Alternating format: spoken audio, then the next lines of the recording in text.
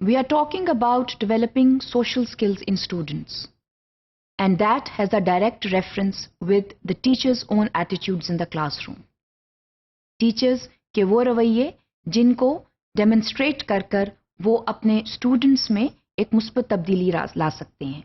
उसमें एक तरीका जो है वो ये है कि आप जो है अपने स्टूडेंट को एक्सेप्ट करें वो जैसा भी है।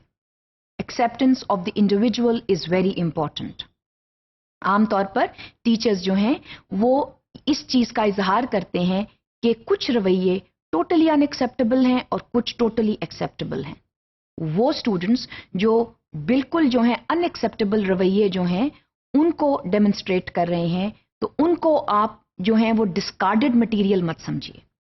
Students are not properties that can either be accepted और rejected. They are individuals, they are human beings, and their behaviors, they need to be accepted, however they need to be criticized.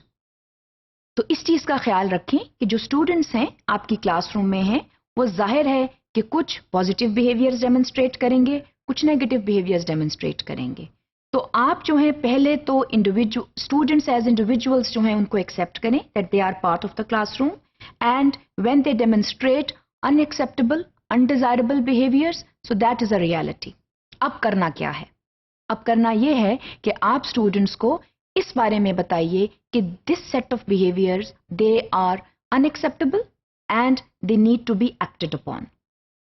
So with a firm hand you enable students to downplay unnecessary behaviors.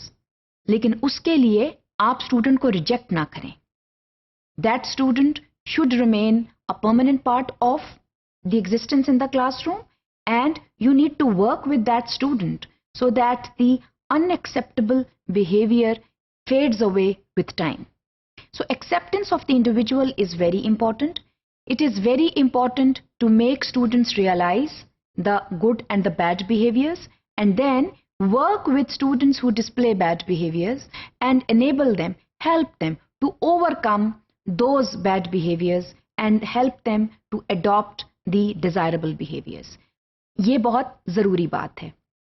अगर ये आप नहीं करेंगे, then students they can carry on with the bad set of behaviors because you have rejected them. So do not reject or demean students. हमने पहले भी देखा था कि students को satirize करने से, ironical comments देने से, बिला वजह डांटने से, झड़कने से, या even being physical with them, ये जो चीजें हैं, ये जो टेक्निक्स हैं, ये इतनी हेल्पफुल कारआमद नहीं होती। कारआमद बात ये है कि आप स्टूडेंट के साथ मिलकर काम कर रहे हैं, उसको इस चीज का एहसास दिला रहे हैं कि उसका एक खास रवैया जो है वो अनडिजायरेबल है, और उसके साथ काम कर कर आप जो है उसको उस अनडिजायरेबल बिहेवियर से निकाल रहे हैं। सो उसके लिए स्टूडेंट को एक्सेप्ट करना बहुत जरूरी है।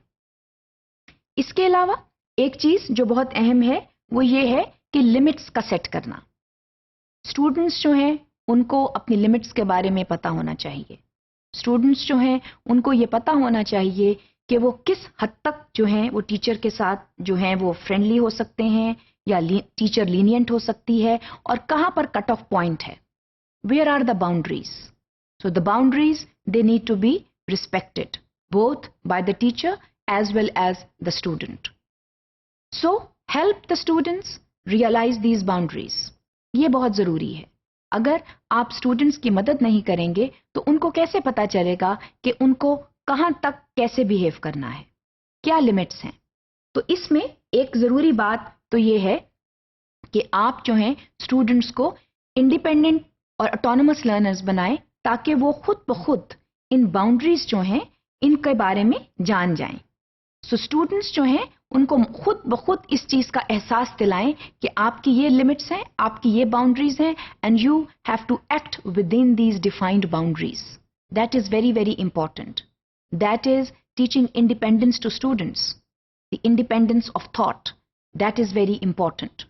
Students should be told to think and act independently, not by the persuasion of an elderly person around the student.